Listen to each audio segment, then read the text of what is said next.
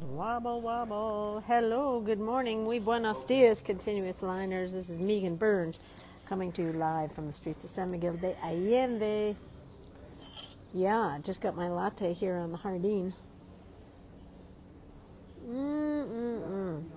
I had to beg and plead to get Ceramica because they only like to give to-go cups for coffee. And I'm like, por favor, es más basura, it's more garbage, and I prefer the Ceramica, right? But this is a to-go society. We are in a to-go, throwaway world, right? So you got to beg and plead to get your Ceramicas. I didn't really have to beg and plead that much. I just said, por favor, es muy temprano. It's early. There's really not many people here. How about a ceramic? Because it just makes such a nice difference. Delicious, delicious coffee. I'm here on the Jardín in San Miguel de Allende with my, what is this? My drawing warm-up book. This is my one from Mexico City that I, of course, did not complete because I make them large enough so that people have books to take home so that they can keep their practice going, right? Because the biggest thing I hear is like, oh, well, I wouldn't say the biggest, but a common thing I hear is like, oh, I really love doing those continuous line things, but I always forget. And I'm like, yeah, I know, I do too. That's why I started making books, so that I have with a copy paper, right? So I have one place where I always do my continuous line warm-ups, right? And so here it is Thursday morning. I am back in San Miguel. I had a day of rest. Not really. I worked all day, but I just was quiet and I wasn't out. I actually stayed in my bedroom realm till about 5 o'clock, and then I said, you know what, I need to go for a walk. And I did. So I got on my motorcycle and went on a walk. I'm out on my motorcycle here today. It's not a motorcycle, but I like to call it that. It's a moto scooter.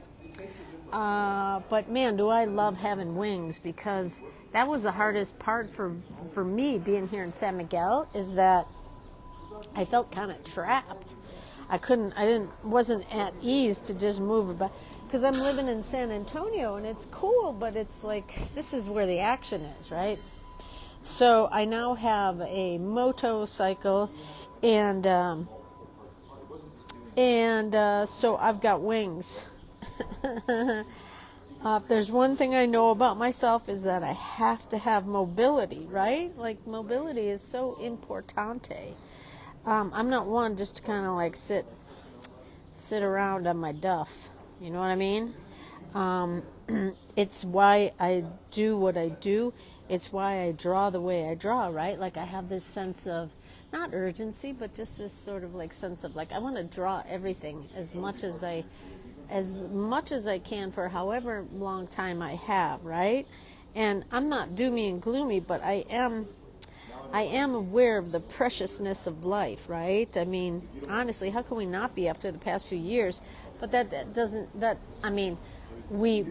each one of us has our own way of processing that and acknowledging it or not acknowledging it, right? I mean, who isn't aware of like this whole big movement just to have things go back to how it was, being normal? And my God, what is normal anymore?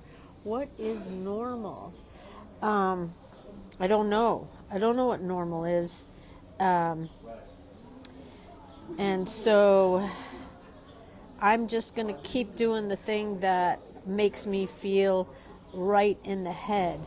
And yes, that involves working and staying engaged with my drawing community, but I'm also going to continue to create opportunities where people can go out there and draw with me, right? Not that I'm the end all be all, but I do enjoy creating opportunities for drawing, right? Because what a way to mark our mark in the world, right? What a way, especially in this digital age where everything is on our phones, everything is digital, right? And I'm not totally boo-hooing it, because certainly some things are much easier these days, right? Like I can work on my phone. I can work on my phone anywhere. I can edit videos. I can edit photos. I can do my accounting. I can write letters, the whole deal. I can hold my classes. I can organize classes. I can see what's happening in the world, right? Well, like the modern abilities, the technological abilities of our phones, love them or hate them, is really remarkable, right? And, like I just think, I remember I kind of grew up in the advertising agency world. Do they still have advertising agencies? I grew up in Chicago, and I worked at some big monster house advertising agencies. I was administrative assistant. Executive. I don't know how I got that title, executive administrative assistant, except that I was working for the executive vice president, creative. Oh my God, those titles. And it was in the top of the Merchandise Smart building in Chicago. And, that was still back in the day when these big ad agencies ruled the world, right? And Chicago was a big advertising agency city. I don't know if it still is, right? I have no idea. I will say this, one of my last winters there, I was walking to my office right by the Chicago Theater, and J. Walter Thompson was at that big advertising agency. They were having their huge Christmas party. It was an all-day Christmas party, and mind you, this is like at 7:30, 8 o'clock in the morning, and their Christmas party was about to start, and all their employees were standing outside in front of the building. They were all smoking, and they all had a flask, and it was 7:30 in the morning, and they were all riled up. I mean, it was like Mad Men, and they loved it. And I loved it too. I mean, I loved to just witness it. My God, I can't imagine doing that. So anyways, back in the roar of the advertising agencies, and I was the executive administrative assistant for the executive vice president creative. I was not good at my job at all. I was a wreck, honestly, but it was very interesting because they did the advertising for Monsanto, the Chicago Board of Trade, and Jewel Grocery Store, right? So these are three big, huge powerhouses.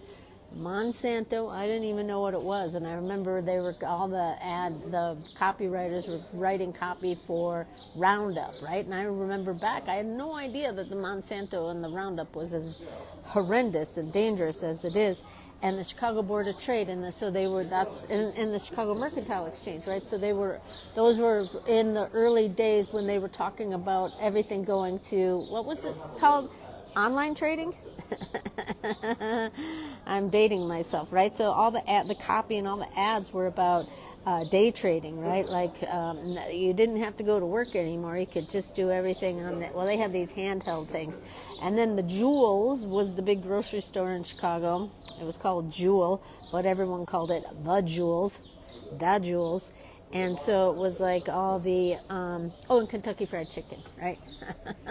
So it was an interesting, to have a slice, to be privy to that side of the world, right? That sort of, I was just a witness to it. I wasn't a part of it. I mean, I suppose I supported it. I typed up things and filed things when I was able to. I mean, honestly, I was not good at this job at all. Why did I talking about this? Oh yeah, it's interesting to be. Why did I talk about that? Oh yeah, so that all these like skills in my early days, and we all have skills from our early days that help us to do the things that we do today, right? So I think about like being privy to business conversations about how great Roundup, Monsanto is, right? And in that world, everyone was on Team Monsanto, right? And everyone was on Team day trading and electronic trading and Team Kentucky Fried Chicken, right? These are things that I don't really care about the digital trading thing, all that. Handsome men, for sure. It was easy to look at. But what am I trying to say here? Being a part of this world in my early career has shaped some of my ideas and beliefs. I work in organic farming now. That's my side hustle. And you know, I am a mouthpiece, I guess. I try to support regenerative farming, because who isn't aware of how bad, like the chemicals that we use on our food and farming, who isn't aware that this something's not right here, like how unsustainable this is, right? And yet it's so hard to be an organic farmer these days because Monsanto has set the tone of how good it is to do farming with chemicals, right? Monsanto has set that tone, and they get away with it, right? And they make a ton of money. Organic farmers have to like pay through the nose to get any sort of organic certification, and still nobody believes that they're everyone thinks it's all BS, right? Everyone thinks organic is just a big lie, and that's because industrial organics are a lie, right? So it's very convoluted these days. And boy, I really got off into left field on this one, didn't I? Anyways, so all these little things that I've done over the years that have helped me to shape me. So it's helped me to decide. It's helped me to choose the path that I want to be on. Choose the path, right? And somehow, not somehow, I remember early on in my life saying, I want to go to Mexico. And the woman who I was working for at the time said, ew, you don't want to go to Mexico. It's dirty and disgusting there. Go to Spain, right? And I hung on to that for a while, like being shamed about Mexico. And, you know, a lot of people do think Mexico is dangerous and disgusting. And honestly, if that's your ignorant view, please don't come here, right? Because it's, yeah, every country, every place in the world has its problems. My God, look at the United States. Harvey Weinstein is like not guilty. Come on. I mean, there's no one guiltier. Maybe Donald Trump is guiltier than Harvey Weinstein, but you know, don't come at me that Mexico is dangerous, and it's dangerous. There's parts that are certainly dangerous. It's just like there's parts of every place in the world that are dangerous, right? But, you know, in Mexico, I have found a place. I have found my muse. I have found my muse, the color, the chaos, the brilliance. You know, when I first came here, I was actually talking to my ex-husband last night, and it came up like how I had a hard time when I first came to Mexico because I was so annoyed by everything. I was so annoyed, like, oh my God, everything takes so long. Everything is like so disorganized. Everything is so obnoxious and loud and crazy. And it really annoyed me, right? And now you know, it still can annoy me, but I lean into that chaos, right? I try to find my line through the chaos. I just posted my whole series of drawings from Mexico City, right? It's really just my one line is trying to weave its way through Mexico. Well, not even through Mexico, through life, right? Because I'm casting a wider net. I'm making plans to go to Paris in September. I'm going to San Francisco in June, and my class is almost full. I may add a second one, right? I'm going to Long Beach. I was going to go to Chicago, but you know what? Chicago's got no love for me, and so I'm going to hold off on Chicago until I have more time to make plans. And so I'm going to cancel Chicago, but, you know, someday I'll get back there. And so in the meantime, I'm focused on Paris. I'm focused on Europe right now. I want to cast a wider net. You know, I probably have sort of made some jabs towards Europe, and it's really probably just because I'm jealous. Everybody goes to Europe for workshops. Everyone thinks that's where you got to go for your workshops, right? You're going to drop the big money. You got to go to Italy, you got to go to Paris, you got to go Greece, you got to go, you know, and honestly, you do, right? I mean, it's a beautiful place to make art. I actually lived in Paris for not quite a year. It was like 9 months.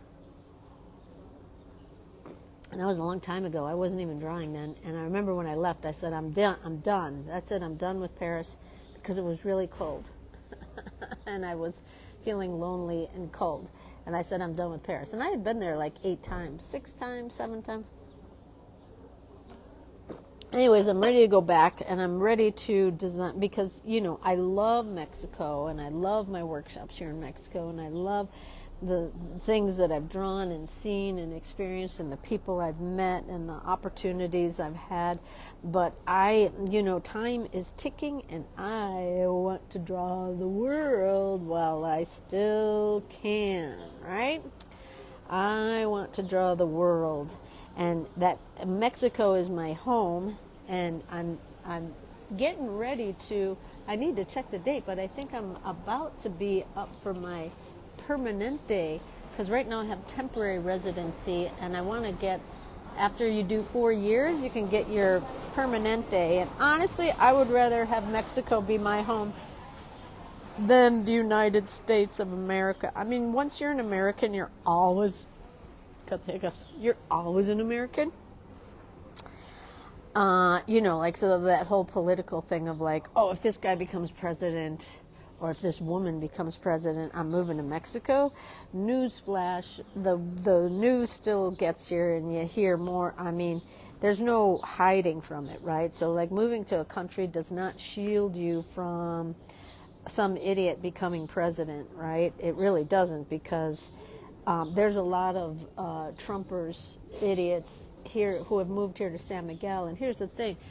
The MAGA people have moved to San Miguel. They've moved to other parts of Mexico too, but they've moved here because of the cost of living. They can't afford to live in the United States, but they still believe in Trump and MAGA. So they come here, and they're angry and they're resentful because they have MAGA beliefs, right? And so they're here in Mexico because they can't afford the USA, and they're all angry and racist, right? So interesting combination, right? They come here because they can't afford their country, and yet they hang on to their racist MAGA beliefs. It's really appalling, right? You'd think MAGA would never leave the United States, but whatever. Okay, that's enough about that. Is anyone here? Yeah, it always surprised me how many MAGAs there are, how many, like, Republicans there are here. Come on, go home, racist.